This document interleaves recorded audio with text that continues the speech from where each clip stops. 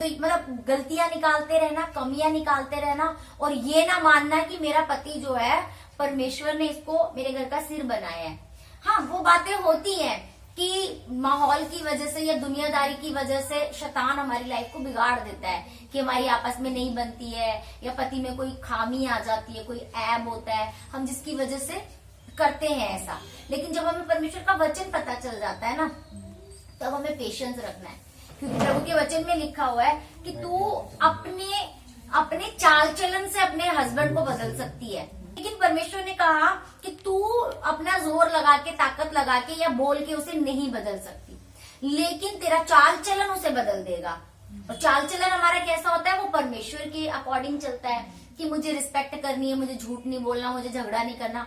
अब जैसे बहनें हैं, पहले क्या होता था, मम्मी को कॉल लगाया, एक एक घंटा बातें करना, ठीक है, इसकी बात उसकी बात, रिश्तेदारों की बात, सास नंदों की बात, वो हमें नहीं करनी है, क्योंकि परमेश्वर ने सास ससुर के लिए क्या ठहराया है?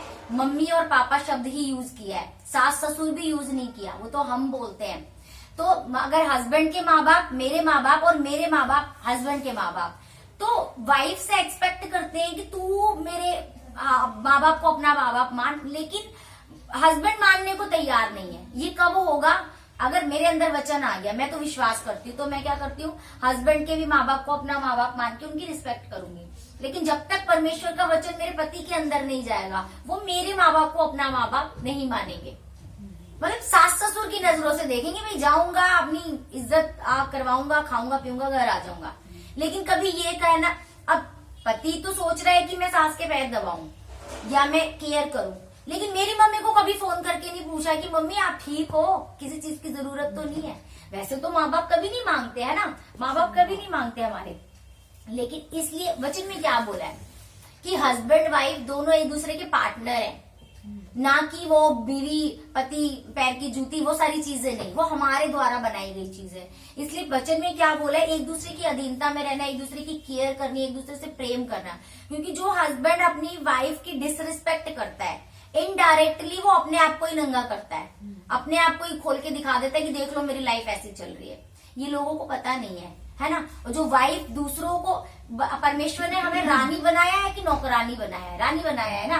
तो रानी एक राजा की बुराई कभी नहीं करती अपने राजा की। अगर परमेश्वर ने हमें रानी बनाया है तो अपने हस्बैंड को राजा बनाओ ना, गुलाम क्यों बनाते हो? जैसे प्रभु के दास कहते, कभी भी घर में कुछ भी चल रहा हो, किसी को फोन करके मत बताओ, ना रिश्तेदारों को, ना माँ को, बहनों को, नहीं, सब अच्छा चल रहा है, बढ़िया चल रहा है। जब तक हम अपनी लाइफ को ब्लेस नहीं करेंगे ना, रिस्पेक्ट नहीं देंगे, तब तक परमेश्वर हमारी लाइफ को रिस्पेक्ट नहीं देता। क्योंकि शैतान तो यही चाहता है, वो तो खड़ा रहता है बगल में झगड़ा करवाने के लिए कि कब इनके मुंह से नेगेटिव वर्ड निकले और मैं कब बात बिगड़वाऊं। लेकिन हम वचन को पकड़ के रखते हैं। जब मैंने वचन पढ़ लिया तो मुझे पता चला, नहीं, मुझे मेरे पति का कहना माना, मुझे वेट करना है, नहीं बदल रहा ना, मुझे वेट करना है, पेशेंस रखना है। और पेशेंस कौन देता है? वो परमेश्वर देता है।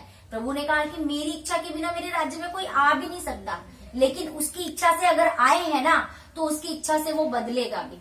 जैसे मेरे हस्बैंड को, जब मैं आई प्रभु में, एकदम से नहीं सब कुछ चेंज हुआ, धीरे धीरे धीरे धीरे। जब मेरे हस्बैंड ने देखा कि ये सचमुच, जब मेरे हस्बैंड ने ये देखा कि वहां जाने से नुकसान तो कुछ नहीं हो रहा है, मेरे घर में बदलाव ही आया है, शांति ही आई है, केयर ही कर रही है, ये अच्छे रास्ते पे ही चल रही है, इस तरीके से वो प्रेम दिखाना। मेरे घर वालों को पता है मैं अकेली क्रिश्चियन हूँ मेरे घर में, लेकिन उनको मेरे अंदर से, यीशु मसीह क्या कहता है कि तुम्हारे अंदर से मैं नजर आना चाहिए, तुम्हारे गले में क्रॉस नहीं नजर आना चाहिए, तुम्हारे चाल चलन से पता चलना चाहिए कि तुम यीशु मसीह के बच्चे हो, कि तुम प्रेम करते हो, तुम माफ करते हो, तुम मेल मिलाप रखते हो, ये तुम्हारे अंदर से नजर आना चाहिए। हालेलुया। जिनमें भी यही लिखा है, बुद्धिमान स्त्री अपने घर को बनाती है, लेकिन मूर्ख स्त्री क्या करती है? अपने घर को ढा देती है। हमारे घर का नुकसान का 50% क्रेडिट हमें खुद होता है। हालेलुया। तो ये नहीं करना है। और देखो, अगर हस्बैंड वाइफ दोनों प्रभु में, जैसे आप दोनों प्रभु में, तो आपके अंदर वचन जल्दी कोऑर्डिनेट करेगा। भाई तू मेरे वालों की रिस्पेक्ट करे, मैं तेरे वालों की रिस्पेक्ट करूं, हम केयर करके चले। हम मतलब हस्बैंड वाइफ की इतनी ज्यादा सम्मति होनी चाहिए कि उनकी पर्सनल बातें ना मम्मी पापा तक भी नहीं पहुंचनी चाहिए। क्योंकि परमेश्वर का वचन कहता है कि मैंने तुम्हें माँ बाप से अलग करके एक गृहस्थी बसाने के लिए तुम्हें अलग कर दिया है। कि वचन कहता है पति पत्नी अब एक तन रहेंगे, एक साथ रहेंगे। अब वो दो नहीं, एक है। हालेलुया।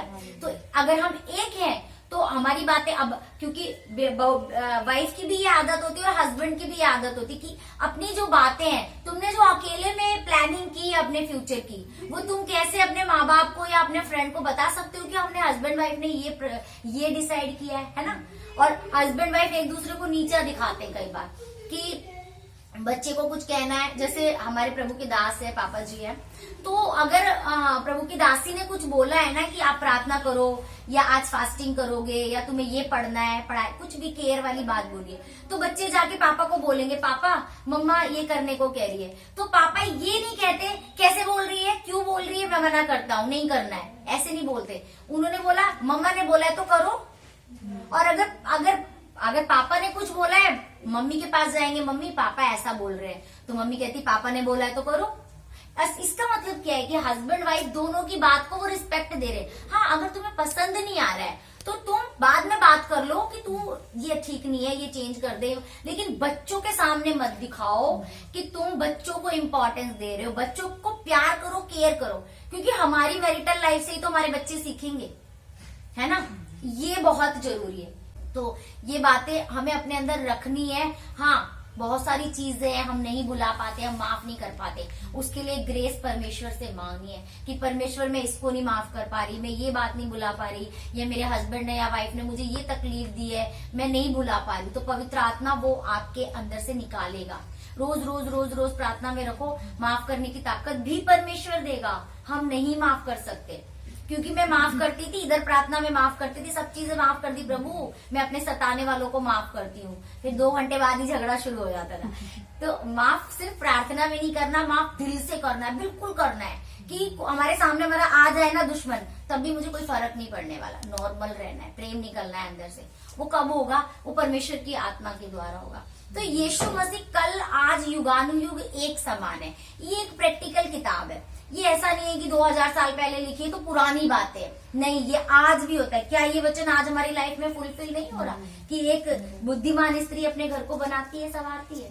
हालेलुया। और ठट्ठा करने वाला बुद्धि को ढूंढता